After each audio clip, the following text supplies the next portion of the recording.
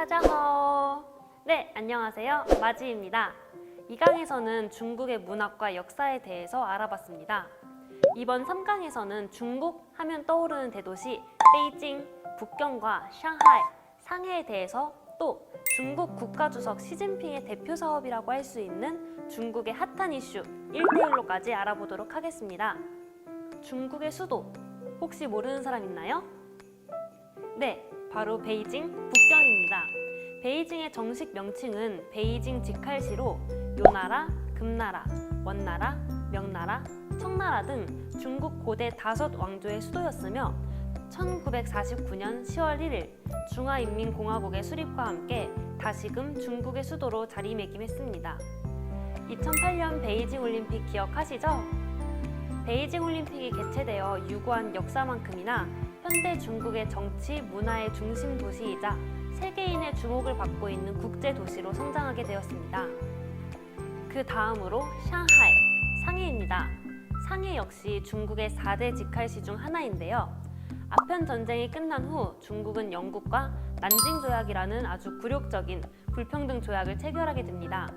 이 난징 조약으로 인해 상하이는 1843년 중국의 5대 대외 무역강 중 하나로서 개항되었고 영국과 미국, 프랑스 등 계속해서 상하이의 거류지를 형성, 이후 100년 동안 상하이의 조개지가 존재하게 되었습니다. 이로 인해 현재까지도 상해에는 아주 많은 유럽식 건물들이 존재합니다. 상해에는 대한민국 임시정부가 존재했었는데요. 지리적으로 한국과 가까울 뿐만 아니라 조개지가 있어서 일본의 영향력에서 벗어날 수 있는 최적의 조건을 갖추고 있었기 때문입니다. 베이징과 상하이의 차이점, 다들 눈치채셨나요? 상하이 문화는 실질적이고 상업적인 특징을 보이는 반면에 베이징 문화는 역사 중심적이고 아카데믹한 특징을 보입니다. 북경은 중국의 수도이고 상해는 중국 최대의 도시입니다. 때문에 상하이와 베이징은 예전부터 보이지 않는 대립과 라이벌 의식을 갖고 있었습니다. 중국 지도를 보시면 북경과 상해 모두 동쪽 해안가에 위치하고 있습니다. 뿐만 아니라 대부분의 큰 도시는 모두 동쪽에 위치하고 있는데요. 서쪽과의 경제 균형을 맞춰가기 위해 시진핑 주석이 자신의 이름을 내걸고 추진하는 국가 사업이 바로 1대1로입니다. 1대1로란 중국 주도의 신실크로드 전략 구상으로 내륙과 해상의 실크로드 경제 벨트를 지칭합니다. 2014년부터 2049년까지 35년간 고대 동서양을 잇던 교통로인 실크로드를 현대판 실크로드로 다시 구축하여 중국과 주변 국가의 경제, 무역 합작 확대의 길을 열겠다는 아주 대규모의 프로젝트입니다.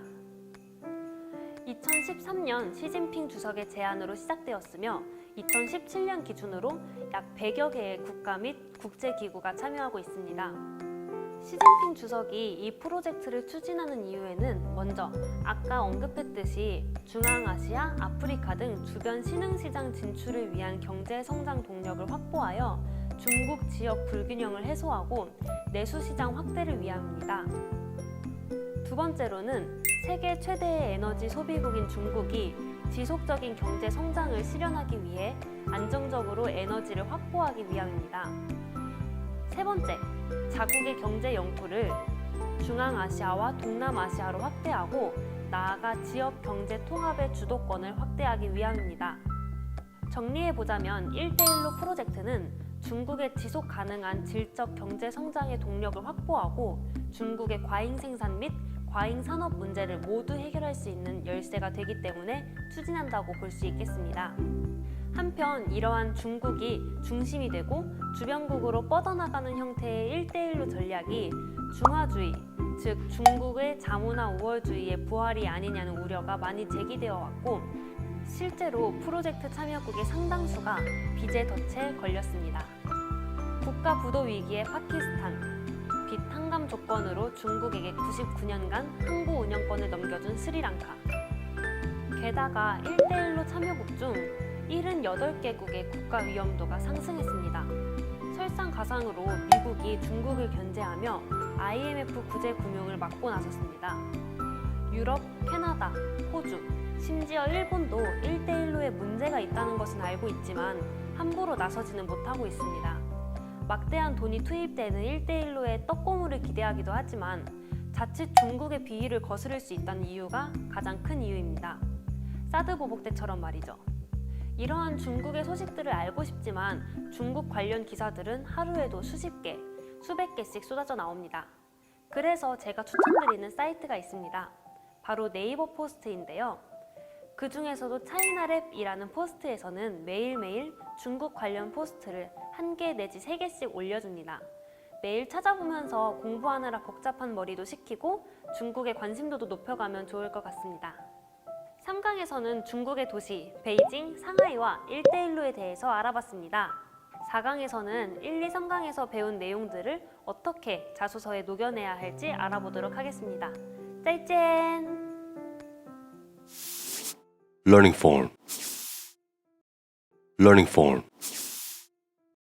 Learning form.